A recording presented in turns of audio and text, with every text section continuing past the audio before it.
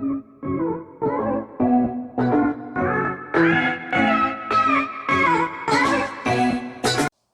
everyone, welcome back to the physics class. So we have just completed the unit thermodynamics.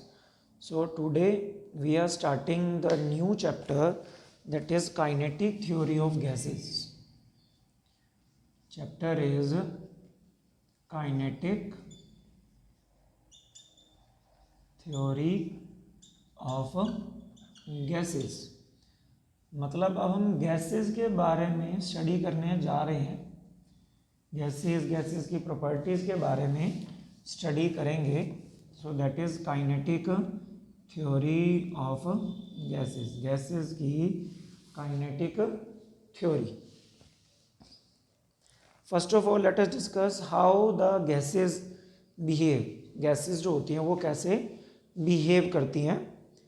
Properties of gases are easier to understand than that of solid and liquid. अगर आप solid और liquid से comparison करते हो gases का, तो gases की properties को समझना थोड़ा सा आसान होता है as compare to solid and liquid, because molecules are far from each other, their mutual interaction negligible. क्यों? क्योंकि गैसेस में पार्टिकल दूर दूर होते हैं. तो अगर दूर दूर होंगे तो पार्टिकल के बीच में कोई भी फोर्स ऑफ अट्रैक्शन या रिपल्शन नहीं होती. सॉलिड और लिक्विड के जो पार्टिकल्स होते हैं उनमें म्यूचुअल फोर्स ऑफ अट्रैक्शन होती है. मतलब एक पार्टिकल दूसरे पार्टिकल पर क्या लगाता है? फोर्स. लेकिन गैसेस में ऐसा नहीं होता. अगर गैसेस में ऐसा नहीं होता इट मीन्स हमें एटलीस्ट वो फोर्स ऑफ अट्रैक्शन तो समझने की जरूरत नहीं है. When two molecules collide gases at low pressure high temperature. लेकिन गैसेस के पार्टिकल भी एक दूसरे के ऊपर फोर्स लगाते हैं, लेकिन कुछ कंडीशंस में. जब गैसेस का प्रेशर होता है लो प्रेशर हो एंड हाई टेम्परेचर हो. प्रेशर लो हो और टेम्परेचर क्या हो? हाई हो. तब गैस के पार्टिकल आपस में फोर्स लगाते हैं एक दूसरे के ऊपर. अदरवाइज बाकी किसी कंडीशन में गैस के पार्टिकल एक दूसरे के ऊपर फोर्स नहीं लगाते. That at which liquefy approximately satisfies a simple relation between their pressure, temperature and volume. क्या कहता है कि जब प्रेशर लो हो, टेम्परेचर हाई हो, तो कोई भी गैस एक इक्वेशन को फॉलो करती है. That equation is PV is equal to KT. PV is equal to KT for a given sample of gas. ये गैस की इक्वेशन. T तो टेम्परेचर हो गया और K is constant for given sample but varies with volume of the gas. एक gas की equation ही होती है PV is equal to KT. यहाँ पे T तो क्या है? टेम्परेचर है. K एक कांस्टेंट है बट ये constant varies with volume of gas. अगर गैस का वॉल्यूम चेंज होगा तो इस कांस्टेंट की जो वैल्यू है K, वो भी क्या होती रहती है? Change. If we now bring in the idea of atoms and molecules, then K is proportional to the number of molecules. Any sample we can write K is equal to NK. Observation tells us that K is same for all the gases. It is called Boltzmann constant and denoted by KB. अगर हम gas के atoms या molecules की अब बात करें तो जो K होता है, K किस पे डिपेंड करता है? वॉल्यूम ऑफ द गैस पे. और वॉल्यूम गैस किस पे डिपेंड करती है? एटम्स या मॉलिक्यूल्स पे. तो इट मीन्स जो K है that is directly proportional to N. जो K है that is directly proportional to N. Number of molecules या नंबर ऑफ एटम के डायरेक्टली प्रोपोर्शनल है. और जब नंबर ऑफ एटम के डायरेक्टली प्रोपोर्शनल बनेगा तो यहाँ से भी इसमें कांस्टेंट लगेगा, that is N small k. क्या बना? N small k. क्योंकि प्रोपोर्शनल का साइन अगर रिमूव करके हम इक्वल में चेंज करते हैं तो हमें एक कांस्टेंट मिलता है, दैट इज k. इसमें लग गया. Observation k is same for all the gases. जो ये k है कांस्टेंट, ये वाला, इसको बाद में बोल्ट्जमैन कांस्टेंट बोला गया था, दैट इज KB. क्या था ये? Boltzmann constant. क्या था? Boltzmann constant. और बोल्ट्जमैन कांस्टेंट हर गैस के लिए सेम होता है, same for all gases. Same for all gases. तो ये हर एक गैस के लिए क्या था, सेम ही था। नेक्स्ट, तो पीवी अगर हम यहाँ पे बात करें, अब इसमें पीवी इज इक्वल टू के टी था, यहाँ पे वैल्यू पुट कर देते हैं इसकी जगह पे, पीवी इज इक्वल टू के की जगह क्या लिखा जाएगा, एन के बी टी। यहाँ के कैपिटल के की जगह क्या लिख दिया, N K B T. Okay, यहाँ से अगर फर्स्ट गैस है, मान लो ये फर्स्ट गैस है, तो क्या हो जाएगा, P one V one N one T one K B, हर गैस के लिए सेम रहता है। तो नेक्स्ट यहाँ से के बी की वैल्यू क्या आ गई, के बी की वैल्यू बनेगी P one V one divide by N one T one. अगर हम किसी सेकेंड गैस की बात करें, P two V two N two K B हर गैस के लिए क्या रहता है, सेम रहेगा, वो हम पहले बता चुके हैं। तो यहाँ से भी अगर के बी की वैल्यू निकालें तो क्या आ जाएगा, P two V two divide by N two T two. अगर इन दोनों में देखें राइट हैंड साइड इक्वल है, तो इसका मतलब लेफ्ट हैंड साइड भी क्या होगी, इक्वल होगी। Left hand side, right hand side is equal, left hand side is also equal, तो क्या बनेगा, P one V one by में N one T one is equal to P two V two by में N two T two is equal to K B. दोनों K B के बराबर आएंगे। Okay, it means दो gases का जो in terms का रेशियो होता है that is always constant. P one V one pressure volume का प्रोडक्ट और उसका ratio number of molecules temperature के साथ में कांस्टेंट रहता है। अगर दो गैसेस हैं अब आपके पास, अगर दोनों गैसेस में प्रेशर वॉल्यूम और टेम्परेचर सेम हो, इफ टू गैसेस जिनका प्रेशर वॉल्यूम टेम्परेचर अगर सेम हो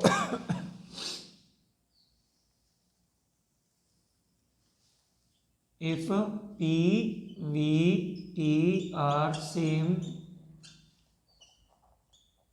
for both gases, अगर दोनों गैसेस का प्रेशर सेम हो, प्रेशर सेम है तो कट गया आपस में, P से P कैंसिल, वॉल्यूम सेम तो वॉल्यूम भी कट गया, टेम्परेचर सेम तो टेम्परेचर भी कट गया। इसका मतलब आया क्या, then N1 is equal to N2। मतलब अगर दो गैसेस का प्रेशर वॉल्यूम और टेम्परेचर अगर आपस में सेम है, तो उनमें जो नंबर ऑफ मॉलिक्यूल्स हैं वो भी क्या होंगे, सेम होंगे। This is called Avogadro hypothesis. इसको क्या बोला जाता है, एवोगैड्रोज हाइपोथेसिस। एवोगैड्रो हाइपोथेसिस है ये। एवोगैड्रो हाइपोथेसिस ने क्या बताया था, दैट नंबर ऑफ मॉलिक्यूल पर unit volume is same for all the gases at fixed temperature and pressure. उसने बताया it states that number of molecules of all gases are same when gases have equal temperature, pressure, volume. अगर सभी gases का pressure volume और temperature same है तो उनमें number of molecules भी आपस में क्या रहेंगे, सेम रहेंगे। अगर नंबर ऑफ मॉलिक्यूल सेम रहेंगे, वो रहेंगे कितने, एवोगैड्रो ने बताया था अभी अगर गैसेस का प्रेशर वॉल्यूम टेम्परेचर अगर सेम है तो उसमें नंबर ऑफ मॉलिक्यूल्स भी अगर रहेंगे तो वो रहेंगे एवोगैड्रो नंबर के बराबर। तो नंबर ऑफ मॉलिक्यूल्स होंगे 6.023 इंटू 10⁻23 मॉलिक्यूल्स या एटम्स जो भी हैं। मतलब अगर गैसेस का प्रेशर वॉल्यूम टेम्परेचर सेम है तो उनमें इतने नंबर ऑफ मॉलिक्यूल्स होते हैं। Okay, and this number is known as Avogadro number, Na से इसको लिखते थे, this is called Avogadro number. तो एवोगैड्रो हाइपोथेसिस ने अपने क्या बताया कि अगर गैसेस का प्रेशर वॉल्यूम टेम्परेचर सेम है तो उनके जो नंबर ऑफ मॉलिक्यूल्स होंगे आपस में that will also be same. और वो कितने होंगे सेम होने के बाद, वो एवोगैड्रो नंबर के बराबर होंगे 6.023 इंटू 10⁻23 मॉलिक्यूल्स होंगे। This is called Avogadro number. Okay, यहाँ जो हमने P V is equal to N K B रखा था, मतलब के की जगह एन के बी रखा। के बी जो होता है वो बोल्ट्जमैन कांस्टेंट होता है एक मॉलिक्यूल के लिए या एक एटम ऑफ द गैस के लिए। अगर आप एक मॉलिक्यूल की इक्वेशन बना रहे हो गैस के तो that is P V is equal to N K B T. लेकिन अगर आप 1 मोल गैस की 1 मोल ऑफ गैस, तो इक्वेशन होती है P V is equal to, वैसे तो नंबर ऑफ मोल्स के लिए एन आर टी होती है, तो अगर एन 1 है तो RT आ जाएगा। डिफरेंस समझ लो दोनों में क्या है, के भी आपने तब लेना जब एक मॉलिक्यूल की आप बात कर रहे हो। Boltzmann constant is KB for one molecule of the gas, और R जो है वो कंप्लीट गैस के लिए, अगर कंप्लीट गैस के लिए बात कर रहे हो तो कांस्टेंट R होता है, R is gas constant, R is gas constant, और KB जो था वो मॉलिक्यूल के लिए कांस्टेंट होता है, सेम फॉर ऑल गैसेज। तो R गैस कांस्टेंट, अगर परफेक्ट गैस इक्वेशन आपने बनानी है for n moles of gas है मान लो तो nRT आ जाएगा। अगर गैस की इक्वेशन बनानी है तो R आएगा, और अगर आपने एक मॉलिक्यूल की इक्वेशन बनानी है दैट इज KB आएगा। KB is Boltzmann constant for one molecule of a gas, R is for complete gas. Okay, gas के लिए अगर कांस्टेंट आपने बनाना है तो दैट इज R। इक्वेशन बनेगी PV is equal to nRT, this is called perfect gas equation. What is it? That is perfect gas equation. अब हम एक ग्राफ ड्रॉ कर रहे हैं। ग्राफ हमें ये बताएगा कि ग्राफ किस किस के बीच का, पहले ये देखते हैं। ग्राफ बिटवीन PV बाय में nRT वर्सेस P, मतलब जो आइडियल गैस की इक्वेशन है वो प्रेशर के साथ वेरी कैसे करती है, इसका हमारे पास एक ग्राफ है। ये ग्राफ हम ड्रॉ कर रहे हैं। यहाँ हमने लिया प्रेशर, एटमॉस्फेयर इसकी यूनिट होती है SI, और यहाँ हमने लिया PV by nRT। Okay, this is the graph for ideal gas. ये आइडियल गैस का ग्राफ है। तो बाकी कोई भी जो गैस है वो आइडियल गैस बनना चाहती है। बाकी अगर कोई भी गैस है, बाकी गैसेस को हम रियल गैसेस बोलते हैं, तो हर एक गैस क्या बनना चाहती है? आइडियल गैस बिहेव करना चाहती है। और आइडियल गैस बिहेव करने के लिए क्या होता है कि जब हमने पढ़ा था लो प्रेशर और हाई टेम्परेचर पे कोई भी गैस आइडियल गैस बन सकती है। तो अगर एक गैस है, मान लीजिए इसका टेम्परेचर है T3, ओके, टेम्परेचर लो है अभी। अगर हम टेम्परेचर हाई कर देंगे, इसी का टेम्परेचर अगर हम हाई कर दें तो ये इसका ग्राफ थोड़ा सा किसकी तरफ आ गया, देखो अप्रोच करके किसको, आइडियल गैस की तरफ। और ज़्यादा अगर इसको टेम्परेचर हाई कर देंगे, प्रेशर लो करते जाएंगे तो ये और ज़्यादा, ये T1। तो आप क्या देख रहे हो यहाँ पे कि जितना ज़्यादा टेम्परेचर हाई होता जा रहा है, ये एक रियल गैस है, तो जितना ज़्यादा टेम्परेचर हाई होता जा रहा है, T1 जो है वो हायर टेम्परेचर है, जितना ज़्यादा टेम्परेचर हायर होता जा रहा है, ग्राफ किसकी तरफ जा रहा है? आइडियल गैस के ग्राफ की तरफ जा रहा है। इसका मतलब कोई भी रियल गैस हाई टेम्परेचर पे किसका बिहेव करने लग जाती है? वो आइडियल गैस की तरफ अप्रोच करती है। तो हर एक गैस, रियल गैस जो होती है वो हाई टेम्परेचर पे और लो प्रेशर पे, अगर प्रेशर लो करते जाओ, टेम्परेचर हाई करते जाओ, तो इट मीन्स क्या होगा, वो आइडियल गैस बनने की कोशिश करती है। आइडियल गैस बनना चाहती है हर एक गैस, लेकिन प्रैक्टिकली कोई भी गैस आइडियल गैस नहीं होती। ट्रूली कोई भी गैस आइडियल गैस बिहेव नहीं कर सकती। तो कोई भी गैस अगर आइडियल गैस बनना चाहती है तो वो क्या करेगी? लो टेम्परेचर और high pressure, low temperature and high pressure पे कोई भी गैस क्या बनेगी? आइडियल गैस का बिहेव करेगी। ओके, अब जो आइडियल गैस की इक्वेशन है, इससे हम लॉज बना सकते हैं। वो लॉज क्या क्या हैं वो देखते हैं हम। PV is equal to nRT है, this is the ideal gas equation. Ideal gas equation से हम काइनेटिक थ्योरी के लॉज डिफाइन कर रहे हैं। Okay, PV is equal to क्या है? nRT। What is n number of mole, मान लो नंबर ऑफ मोल 1 है। ओके, तो क्या बन जाएगा? PV is equal to RT, n1 है। R गैस कांस्टेंट होता है। अगर हम टेम्परेचर भी कांस्टेंट रख दें, इफ टेम्परेचर गैस का क्या है? कांस्टेंट है। R वैसे कांस्टेंट होता है, टेम्परेचर हमने कांस्टेंट रख दिया, it means right hand side की सारी टर्म कांस्टेंट आ गई। It means PV is equal to constant. Pressure और वॉल्यूम का जो प्रोडक्ट है that is constant, and constant अगर है तो इसको हम ये भी लिख सकते हैं, P is equal constant by V। अगर हम इसको ये भी लिख सकते हैं, P is inversely proportional to V, constant हटा के। इट मीन्स अगर किसी गैस का टेम्परेचर कांस्टेंट होता है तो उस गैस का प्रेशर और वॉल्यूम एक दूसरे के क्या होते हैं? Inversely proportional. अगर किसी भी गैस का टेम्परेचर कांस्टेंट आप रखते हो, उसका प्रेशर और वॉल्यूम एक दूसरे के क्या होते हैं? Inversely proportional. This is the famous Boyle's law. This is the famous Boyle's law.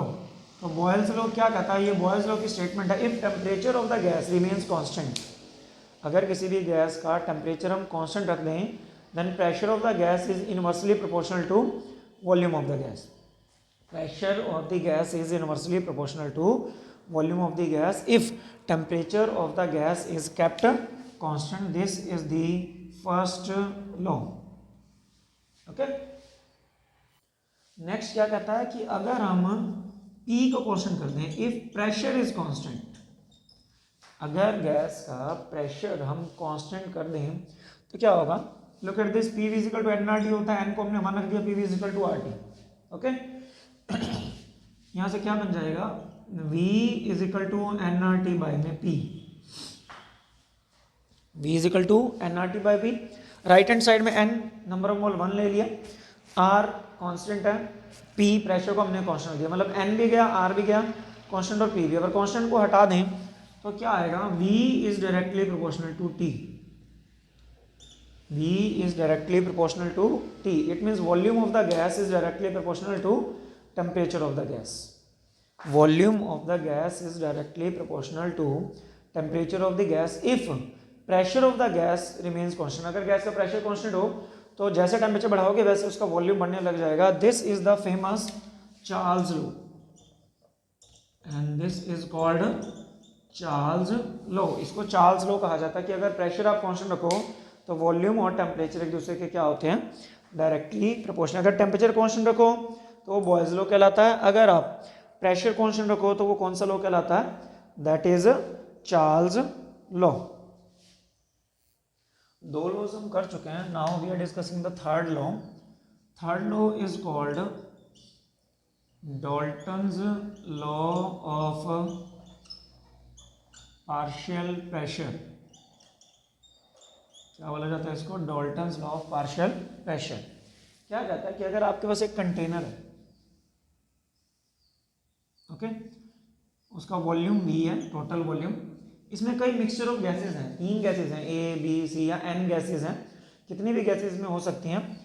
First gas का नंबर ऑफ मोल्स 1 है, N1, N2, N3, मतलब number of moles of A gas, number of N1 moles of A gas, N2 moles of second gas, N3 moles of third gas. तो ideal gas इसमें है total V is equal to क्या होता है, nRT होता है. तो यानी यहाँ पे सभी का नंबर ऑफ मोल्स हो जाएगा, that is N1 plus N2 plus N3 into क्या होता है RT. अब तो ये N तक है तो ये N तक चलता जाएगा अगर N मॉलिक्यूल्स हैं तो, मतलब N टाइप की गैसेज हैं इसमें. तो नंबर ऑफ मोल्स सभी के गैसेज के नंबर ऑफ मोल्स का sum total number of moles बन जाएंगे आपके पास. ओके, अगर आप इसको मल्टीप्लाई करें पी वी इक्वल टू क्या बन जाएगा, N1RT प्लस N2RT और प्लस में N3RT अप टू गैस तक जाएगा ये N तक. अगर इधर से V हम सभी में डिवाइड कर दें तो P क्या बचेगा, N1RT by V plus N2RT by V N3RT by में V, आगे चलता जाएगा ये. व्हाट इज दिस, अगर हम इक्वेशन के अकॉर्डिंग देखें P V equal to nRT equation होती है. P V equal to nRT में अगर हम देखें P इधर वॉल्यूम नीचे चला जाए मतलब nRT बाई V क्या होता है, प्रेशर होता है. यहाँ पे number of mole first gas क्या है तो इसका मतलब this is the pressure of first gas, this is the pressure of second gas, this is the pressure of third gas up to pressure of n gas. इसका मतलब क्या हुआ कि total pressure of the gas, total pressure of the gas is equal to sum of partial pressure of all the gases. जितनी भी gases उसके अंदर है उनका जो पार्शियल प्रेशर होगा सभी का प्रेशर का सम गैस का टोटल प्रेशर कहलाएगा. This is called Dalton's law of partial pressure. What is it called, Dalton's law of partial pressure हम इसको कहते हैं. Now what we are discussing kinetic theory of gases, मतलब gases के बारे में काइनेटिक थ्योरी ने क्या बताया, भाई गैसेज कैसी होती हैं, उनकी कॉम्पोजिशन कैसे होते हैं. कुछ अजम्पशन दिए थे काइनेटिक थ्योरी ऑफ गैस ने. First, given amount of gas is collection of large number of molecules are in incessant motion. अगर एक गिवन कोई गैस है वो लार्ज नंबर ऑफ मॉलिक्यूल से मिलकर बनी होती है और गैस के मॉलिक्यूल्स हमेशा रैंडम मोशन में रहते हैं, मतलब कोई किधर जा रहा है कोई किधर जा रहा है. अगर एक रूम है, रूम के अंदर एयर है, एयर इज अ गैस, उसके जो पार्टिकल्स हैं वो रैंडम मोशन में रहते हैं, कोई लेफ्ट में जा रहा है कोई राइट में जा रहा है. First point, ordinary pressure and temperature. Normal temperature और प्रेशर अगर हो, average distance between molecules of a gas is a factor of 10 और more than typical size of a molecule. एक मॉलिक्यूल का जो साइज होता है that is 2 angstrom, sorry 2 molecules के बीच का जो डिस्टेंस होता है, मतलब एक मॉलिक्यूल यहाँ पे एक मॉलिक्यूल, तो इनके बीच का जो साइज होता है that is equal to 2 angstrom या इससे थोड़ा सा ज़्यादा। The interaction between molecules is negligible and we can assume that they can move freely in straight line. तो गैस के मॉलिक्यूल्स का आपस में कोई भी इंटरेक्शन नहीं होता, वो कभी भी एक दूसरे के ऊपर फोर्स नहीं लगाते। इंटरमॉलिक्यूलर फोर्स सिर्फ तब लगाते हैं जब लो प्रेशर और हाई टेम्परेचर हो, वो हम पीछे कर चुके हैं। They come close to each other, intermolecular force their velocity change, their interaction or collision. जब ये टकराते हैं तो इनका इलास्टिक कोलिजन होता है। The molecules collide instantly against each other with the walls and change their velocity. जब भी चाहिए एक मॉलिक्यूल दूसरे मॉलिक्यूल से टकराए, चाहे मॉलिक्यूल्स जिस कंटेनर में है, गैस किसी कंटेनर में है, उसकी वॉल से टकराए, हमेशा कोलिजन इलास्टिक होगा। और इलास्टिक कोलिजन क्या होता है, हम पढ़ चुके हैं वर्क पावर एनर्जी वाली यूनिट में। We begin with the idea that molecules of gas are in random. तो एक चीज़ हमने ध्यान में रखनी है कि गैस के मॉलिक्यूल्स हमेशा रैंडम मोशन में रहते हैं। तो इसका मतलब पार्टिकल्स का जो साइज होता है ना, गैस के मॉलिक्यूल का साइज, उनका जो 2 पार्टिकल के बीच का गैप होता है वो ज़्यादा होता है और साइज़ क्या होता है, बहुत ही कम होता है। इसका मतलब ज़्यादातर जगह तो खाली होगी, मतलब एक रूम में चेयर्स लगी हुई हैं और चेयर का साइज़ कम है, लेकिन एक चेयर और दूसरी चेयर के बीच का जो गैप है वो उससे काफ़ी ज़्यादा है। तो इसका मतलब काफ़ी ज़्यादा जगह तो खाली होगी ना उसमें। तो यहाँ मेन चीज़ें क्या बताई हुई हैं, गैस पार्टिकल से मिलकर बनती है, number of particles random motion में रहते हैं, हमेशा पार्टिकल्स टकराते रहते हैं दूसरे से, इलास्टिक कोलिजन करते हैं, पार्टिकल का साइज कम होता है और एक पार्टिकल दूसरे पार्टिकल के बीच का गैप ज़्यादा होता है। मॉलिक्यूल्स ऑफ द गैस जो होते हैं वो कभी भी एक दूसरे के ऊपर फोर्स नहीं लगाते except when pressure is low and temperature is high. Now we are discussing an important topic that is pressure of an ideal gas. Topic is pressure of an ideal gas. अगर एक ideal gas एक container में है तो container की walls के ऊपर जो गैस जो है वो कितना प्रेशर लगाएगी, ये हमारा टॉपिक है। इसके लिए consider a gas enclosed in cube of side L. मेरे पास एक क्यूब है, अब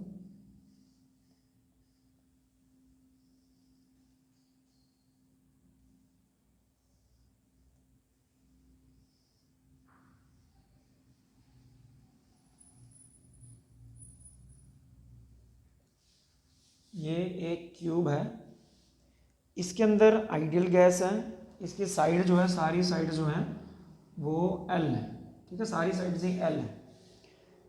take the axis to be parallel to the sides of the cube. Axis अब हमने ले ली, ये यहाँ से अगर हम देखें ये एक्स एक्सिस है, ये वाई एक्सिस है और ये जेड एक्सिस है। एक्स एक्सिस, वाई एक्सिस और इधर कौन सी है, जेड एक्सिस। 3 एक्सिस हमारे पास हैं। एक मॉलिक्यूल है, इसके अंदर एक आइडियल गैस है। A molecule with velocity vx, vy and vz hits the planar wall parallel to yz प्लेन। अब एक मॉलिक्यूल है, यहाँ से चला, वो इस सामने वाली दीवार को टकरा रहा है, मतलब ये वाली, ठीक है। ये प्लेन कौन सा हुआ, हाइट है, और इधर की तरफ है तो yz प्लेन हुआ। प्लेन कौन सा हुआ, yz प्लेन, मतलब सामने वाली दीवार को जाके टकरा रहा है, ओके। तो एक मॉलिक्यूल, इसकी वेलोसिटी एक्स एक्सिस में कितनी होगी, यहाँ इसकी जो वेलोसिटी इधर जा रहा है ये, तो इधर वेलोसिटी कितनी है इसकी, एक्स vx, और मास इसका क्या है, दैट इज m। और जो सामने एरिया पे टकरा रहा है इसका एरिया कितना हो जाएगा, दैट इज एल स्क्वायर।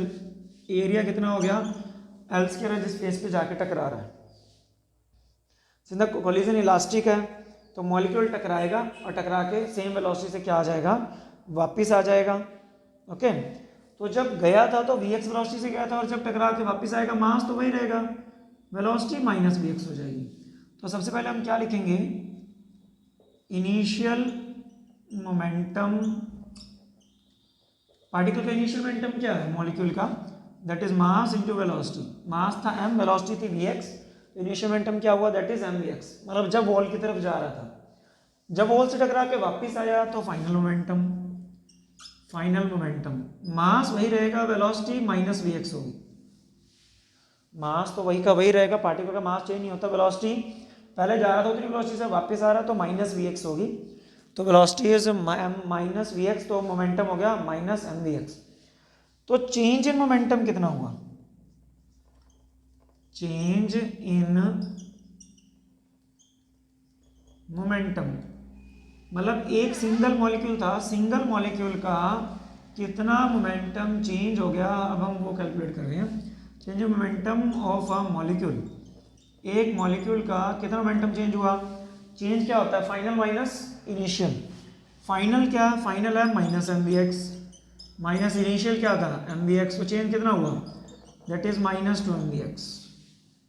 तो मोमेंटम कितना चेंज हो गया? That is minus two M V X. एक मॉलिक्यूल जब जाके टकराता है तो कितना मोमेंटम पार्टिकल का चेंज हुआ? That is minus two M V x.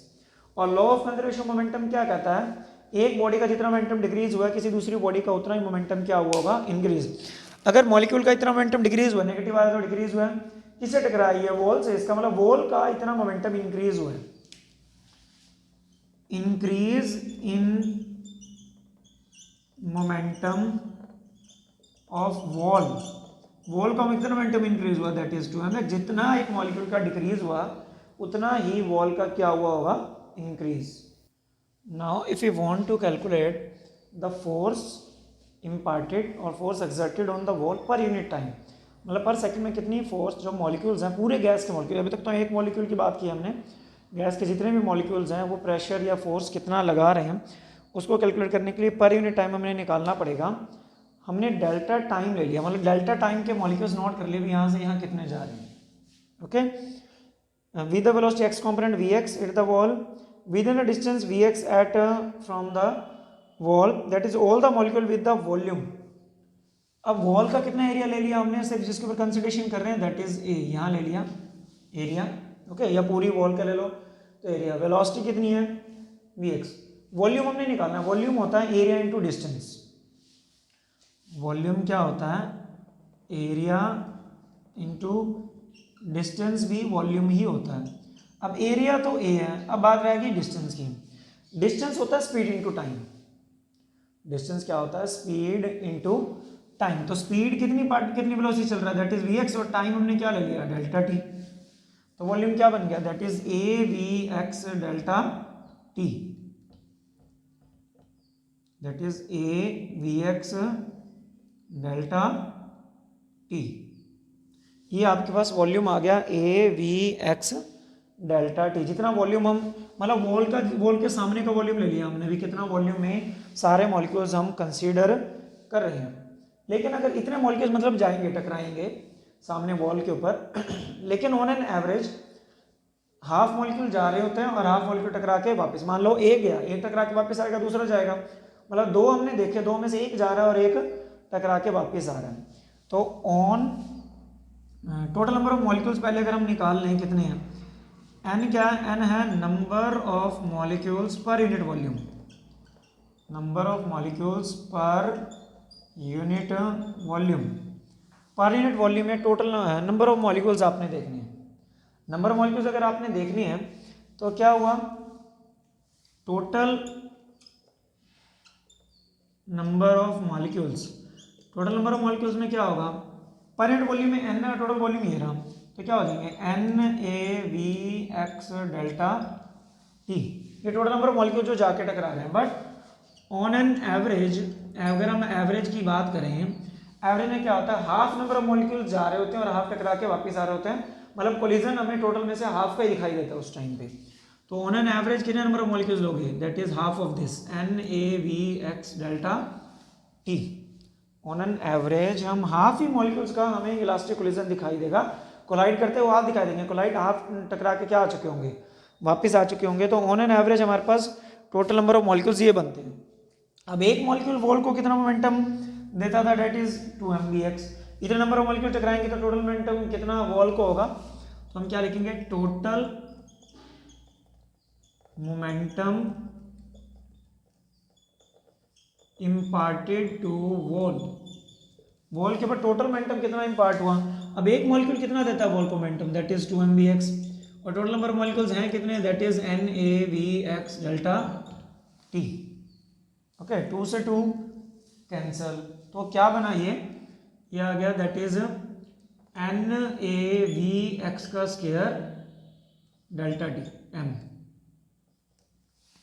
NaVx square delta T m, this is the total momentum imparted to the wall by total number of particle, जितने पार्टिकल उसको जाकर टकरा रहे हैं, कितना मोमेंटम वॉल का चेंज कर रहे हैं सारे, ये हमारे पास आ गया कितना मोमेंटम टोटल चेंज होता है। अब आपने क्या करना है, अब आपने कैलकुलेट जो करना है दैट इज ये टोटल मोमेंटम आया, अब हम निकालते हैं पहले फोर्स। फोर्स क्या होता है, दैट इज dp/dt, मतलब टोटल मोमेंटम बाय में टोटल टाइम। अब टोटल मोमेंटम हमारा कितना है, ये टोटल मोमेंटम आ ही गया, that is NaVx square m delta T, और बाय में टाइम हमारा डेल्टा T है, डेल्टा से डेल्टा T कैंसिल, तो फोर्स आ गया NaVx स्क्वायर m।